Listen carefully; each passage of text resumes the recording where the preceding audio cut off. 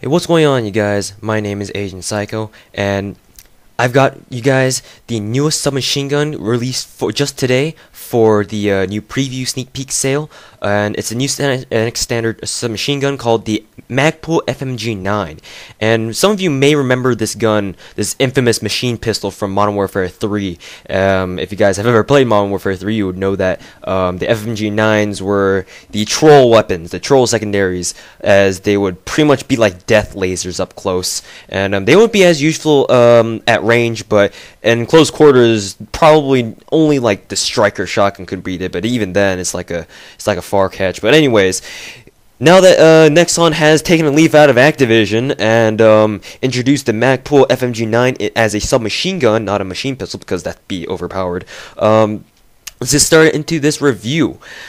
Now, for the statistics that most everyone cares about first, the damage on the FMG Magpul is, I'm just gonna call it the FMG-9 from now on. Saying Magpul every time is kind of tedious, but anyways, the damage will be at a 36. So if you guys remember back in my the T2, I think the T2 did 36 damage. The T2, the FMI SA, and the FMI SAF, both submachine guns dealt 36 damage, and that is the same with the Magpul FMG-9. Though I would like to point out the fact that I think that's a little bit weaker than the T2. Its damage is more comparable to that of the VB-LPO2, which I also done a review on, and yeah, in the VB-LPO2 review, I mentioned that the damage is not only the damage drop off, but the actual damage itself is pretty. It's kind of iffy. You just don't know if you'll be able to kill your enemy, even if you land all your bullets in time. And it's the same case as it is with the FMG-9 Magpul, or just the FMG-9. What am I saying? Even though it does have 36 damage, I honestly feel like the T2 and the other submachine gun, the FMI SCF, deal more damage, or at least I feel like they're more solid guns in terms of DPS times than the FMI, or not the FMI, the FMG-9. Just a little heads up there. And the Magpul FMG-9 is actually very comparable to the VB-LPO2 in that the portability and the rate of fire are both 90. And I'm not too sure what the portability was on the for my SCF, but I do know that for a fact that the T2 had an 88 portability. So 90 portability, it's extremely fast. You might as well use this instead of like your G23 or something like that. So yeah, very fast. Even at only with 70% speed, I felt like I was running as fast as like I would with like normal NX speed gear, like plus 25% or something like that. So very fast. You'll definitely enjoy the speed on this thing. Moving on to the rate of fire. Rate of fire is also 90, so rate of fire is also absolutely through the roof. One of the Nexon, it's been like a trend these days. Nexon has been releasing like 90 or like extremely high portability and extremely high rate of fire submachine guns that all do like mid-range-ish damage, like 35 or 36 damage. So kind of like a trend. It looks like they're continuing on. Now, the accuracy on the FMG-9 Magpul is absolutely ridiculous for a submachine gun. At 77, I actually think that's the highest accuracy amongst all submachine guns as of late, or as of now. Even like the VB-LPO2 and the most recent NX standard submachine guns, I know for a fact that the FMI SCF only has like 67 accuracy. That goes on to show that the FMG-9 has some serious accuracy. And normally I wouldn't really talk about accuracy in terms of like submachine guns, because you can't, like, the accuracy, I mean, why would you use a submachine gun at long range? But in this case, I have to talk about it. The reason why the accuracy here is so significant on the FMG-9 is the fact that you can laurel people for days. I swear to God, I got more headshots with this weapon in 1 hour than I did with the VB-LPO2. It's just that accurate. And the way it's so accurate is the fact that all its bullets tend to center towards the middle. And it's kind of a weird thing, because most guns don't behave like that. I can only name like a few guns in like the entire Combat Arms arsenal whose bullets actually behave like that. But the M59 Magpul, you'll definitely notice that the bullets tend to center towards the middle of your spread. Speaking of the spread, actually I'll get to that later once I talk about the recoil and stuff like that. So yeah, accuracy 77 is 10 points fucking higher than the for my SCF, I'm pretty sure. So that has to translate into something. So accuracy on the FMG-9 is really good. Like there, I managed to lotto that guy, even though he was bound to kill me because he had the M416 CQB Barons. So he was going to kill me no matter what. So if I hadn't gotten that lotto due to the FMG-9's accuracy, then yeah, I would have lost another life there. So you guys be the judge of this. I think that the accuracy on the FMG-9 fail caltrops is very significant. You guys be the judge of it. If you guys also think that if you guys agree with me, if you guys don't agree, leave your opinion in the comment section below. I'll read it and we'll have a discussion.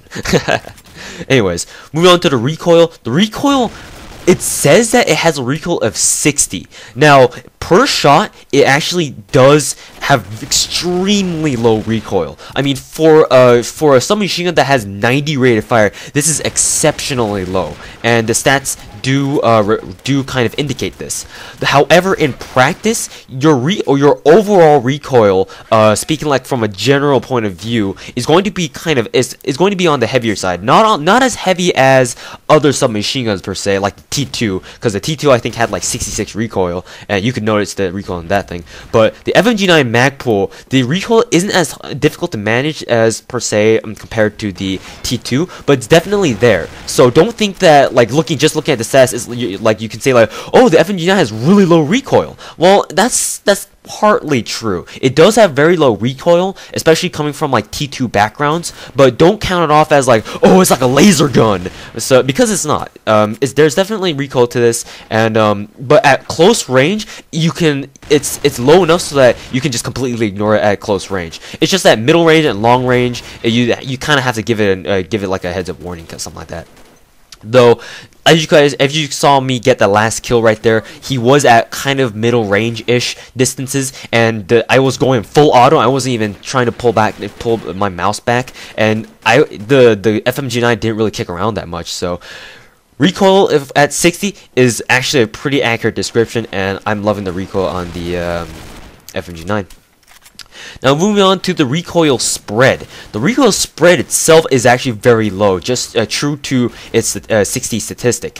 The recoil spread is very first of all, if you guys just run around with it, it's very small. I think it has probably one of the smallest hipfire spreads, just standing still or moving around, of all submachine guns. And when you're firing with it, when you're crouching and firing with it, it's almost like shooting a very accurate machine gun.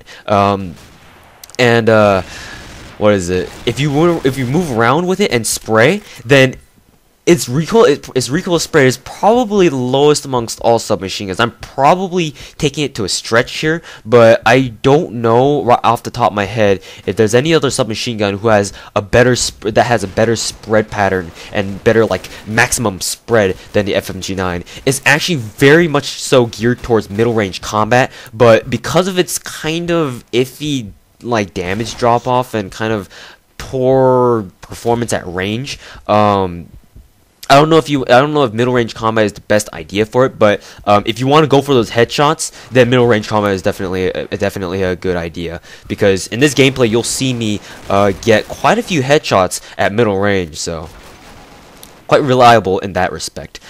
And recoil controllability, overall, recoil controllability, you just need like a couple games to master the recoil pattern and whatnot on the FMG-9. At first, it'll be a little bit unwieldy because it does have 90 rated fire, but you'll definitely get used to it as long as you give it some time, like maybe a few matches worth, like I said. Ooh, get lottoed. This is what I mean.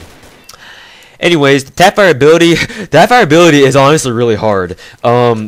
Just like the other NX standard submachine guns that Nexon has been releasing these days, like the T2 and the VB Roppy LPO2 and from my SCF, the FMG-9 is really hard to tap fire because of its 90 rated fire. So good luck to trying to tap fire this thing. Besides, why would you want to?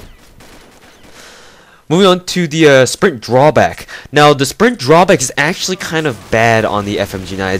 It's really slow compared to other submachine guns, and you'll see me die a couple times because I was sprinting and I couldn't get my gun up in time. And honestly speaking, like the T2, the FMI SAF, the VB Proppy LPO2, I honestly think that those submachine guns beat the FMG Magpul in that respect. So I mean, it might look quick to you, but when you're in the middle of a gunfight and you like that split half second that it takes you to raise up your gun again from sprinting, it can make a difference. So trust me on that one. Moving on to its draw speed. Its draw speed is exceptionally fast, and its draw animation is actually pretty interesting. It's your character actually when your character pulls out the FMG-9, it actually because Nexon's description describes the FMG-9 as a foldable stock machine pistol or submachine gun or something like that. Your character will actually pull out the stock and draw the FMG-9. So the draw animation itself is interesting and it's actually very fast. So definitely you'll be able to pull out this bad boy. That's what she said. In record-breaking time. Not really record-breaking, but still is very fast at drawing. Center speed for the FMG-9 is actually on the slower side of things. If you jump up, like if you jump around or move around, and especially when you're jumping up and down, you'll notice this. God damn it, Skype call. Anyways, when you keep jumping up and down, you'll notice that this recoil spread is expanding outwards very slowly, but it also constricts really slowly. So not only is the recoil spread like slow to spread out, but it's also very slow to center back. So do keep that in mind. God damn this Skype call. Anyways, hopefully you guys can hear that. Can't hear that. Reload speed is also very fast, just like on the VB Proppy LPO2, and yeah, you'll definitely enjoy the recoil speed on it. Fire modes, it's only available in fully automatic, I believe, so it doesn't really make any sense for the FMG-9 to be available in like burst fire or something like that. God damn this Skype call. Decline.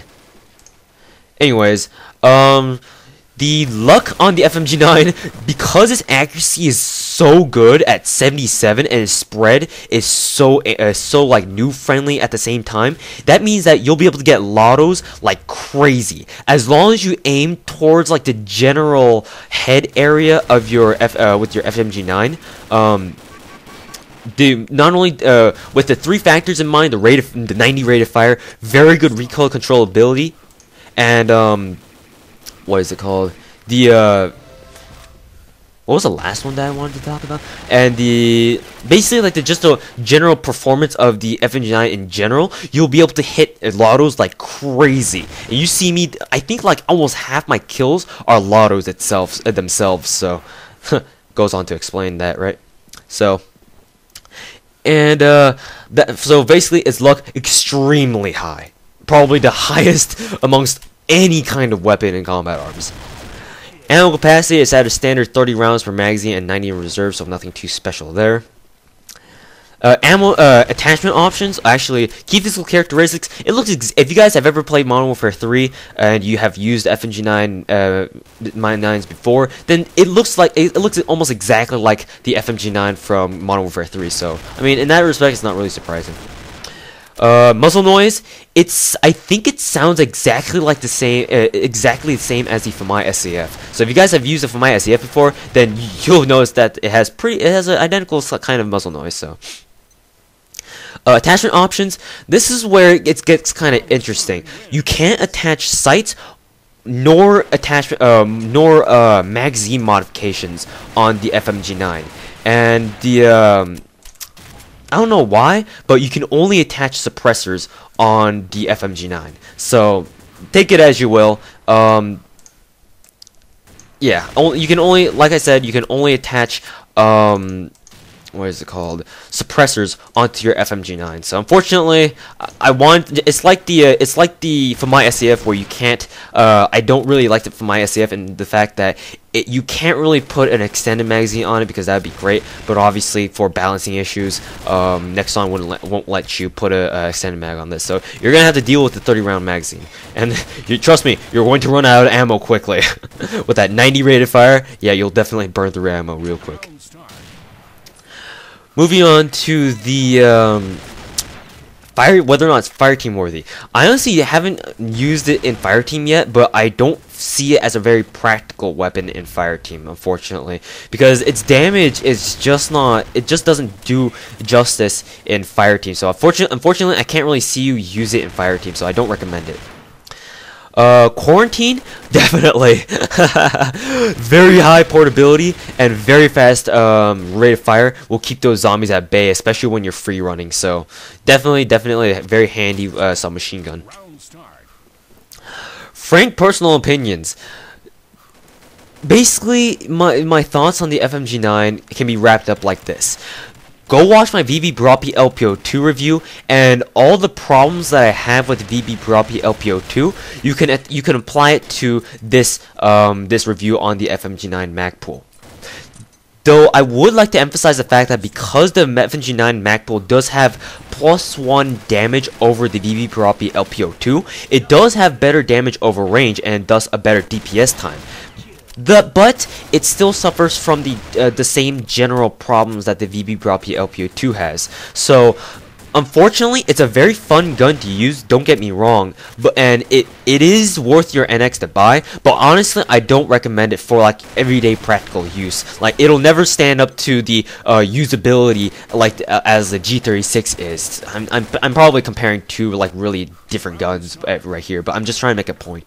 The FMG-9 should not be your go-to submachine gun unless you're super pro at getting lottos. And me personally, I don't really go for lottos consciously. I just get them like whenever they're like lottos, you know, like in the term that they're meant to be used. Because I don't mean to get headshots, but I get them anyway. So unless you're a really pro headshotter, and trust me, you're probably gonna get called a hacker a lot for getting lots of headshots, even if you do have an X standard submachine gun.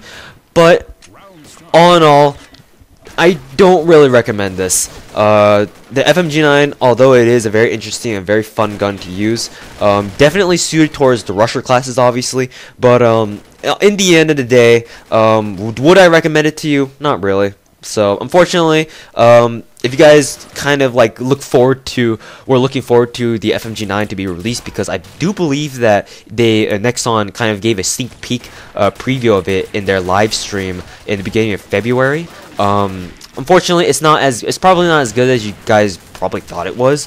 If you guys want to still get it, then, I mean, be my guest, go ahead. You'll definitely have a lot of fun with it, but then again, do not use it more than... actually, you can use it for middle range because you can definitely go for those headshots, but in the end of the day, do you want to use it as, like, your main gun?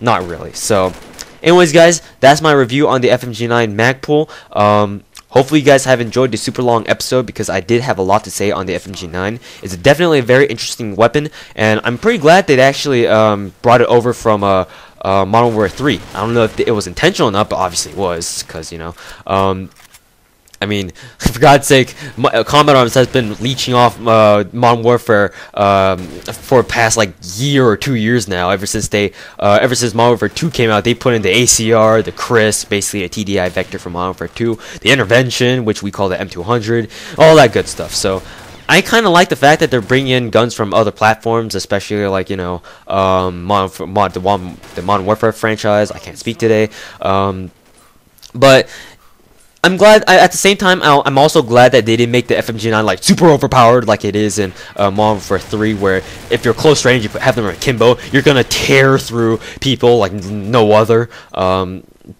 In this case, in Combat Arms, it's definitely not, and thank God they can't be held akimbo. Otherwise, that just completely defeats the purpose of releasing these guns here. So, yeah, thanks for watching, guys. That's my review on the FMG-9 Magpul. And if you guys are new to this channel, please, I don't usually ask you guys for this, but please click that subscription button up there somewhere in the top of the page. I do upload videos on a nearly daily basis, and as you guys can see, I already have like 400 or so videos, and I just started this channel I think last July. So I'm definitely sticking around for a very long time. I'm here to give you guys as soon, like, I usually go out and buy the new guns as fast as possible so that I can review it and review them and put it on YouTube for people who want to know what the gun is like to see. So yeah, thanks for watching, guys. Hopefully you guys, for those of you guys who are new to this channel, hopefully you guys will stick around for a long time, and I will not be going anywhere. So videos on a nearly daily basis, if not daily basis. And thanks for watching, guys. Hope you guys have enjoyed this review. My name is AzN3AlK0, aka TouhouSniper98, and I'm gonna be out. So thanks for watching, guys, and hope you guys enjoyed this review.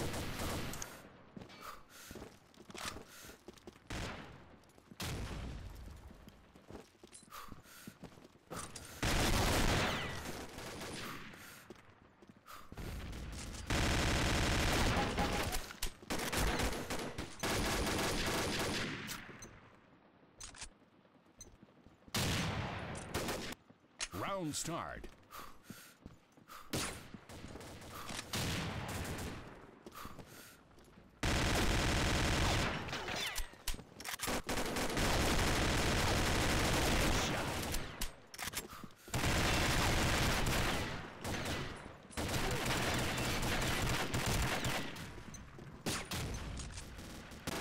Round start.